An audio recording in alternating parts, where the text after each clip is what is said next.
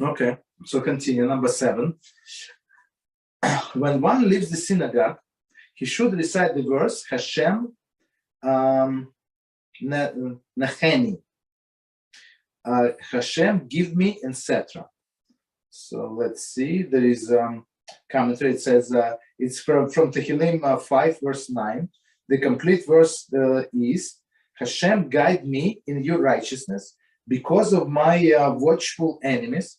Make your way straight before me. So it's actually in all of the Siddurim. It says when you exit in the synagogue, you have to say this verse. Okay.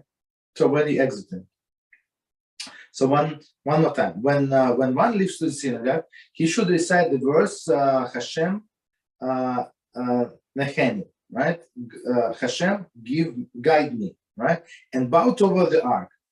As a student who is parting from his master would bow. When he exited the synagogue, one should not exit with his back to the holy ark. Rather, who should walk sideways, right? Similarly, upon descending from the bima, after being called to the Torah, one should not turn back to the Sefer Torah. So let's try to understand, because it's very important. So when you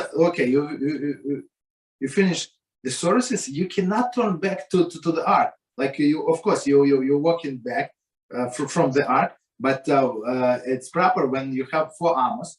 So it's approximately like 7-8 feet, like approximately in 1 meter and 80 centimeters plus minus.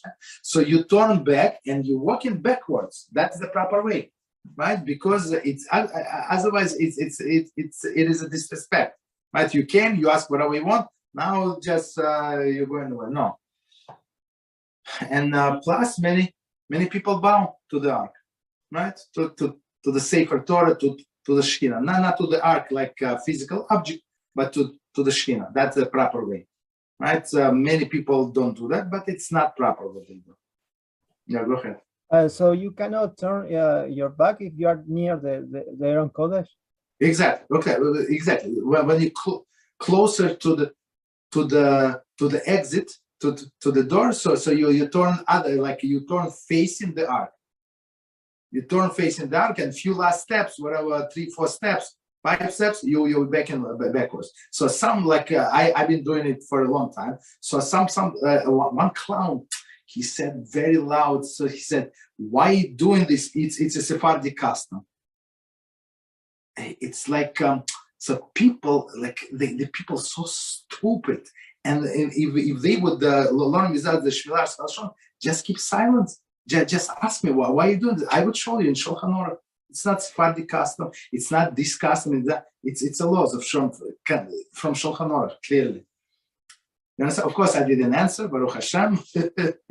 But it was big embarrassment. Like everybody look at me, and I thought I paused. Hashem, and I had a wish, right? So when somebody embarrasses you in public, you must never answer. And you must right away make a wish.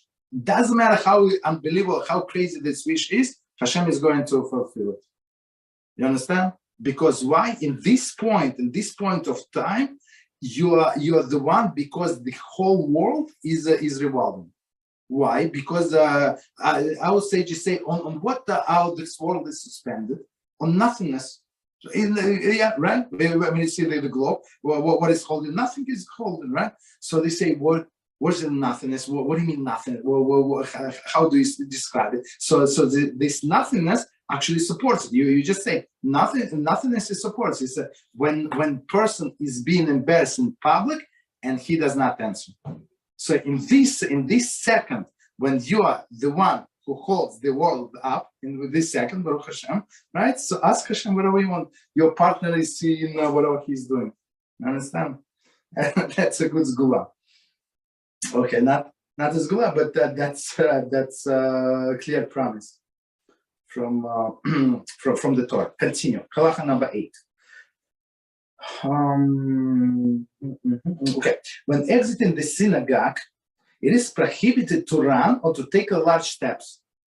right? So I mean, don't show that you're in a rush, even if this gives as this gives impression that the remaining in the synagogue is a burdensome for him, like he cannot wait to escape, to run away. However, this applies only when he's going to tend to his personal affairs. But if he's going from a synagogue to study hall, it is a mitzvah to run. So if you finish services and now you want to learn Torah, let's say in another building, in another door, so a little light, there is no problem. There is actually the mitzvah, as we said many times, to run to the mitzvah. Okay, so we finished that siyuf.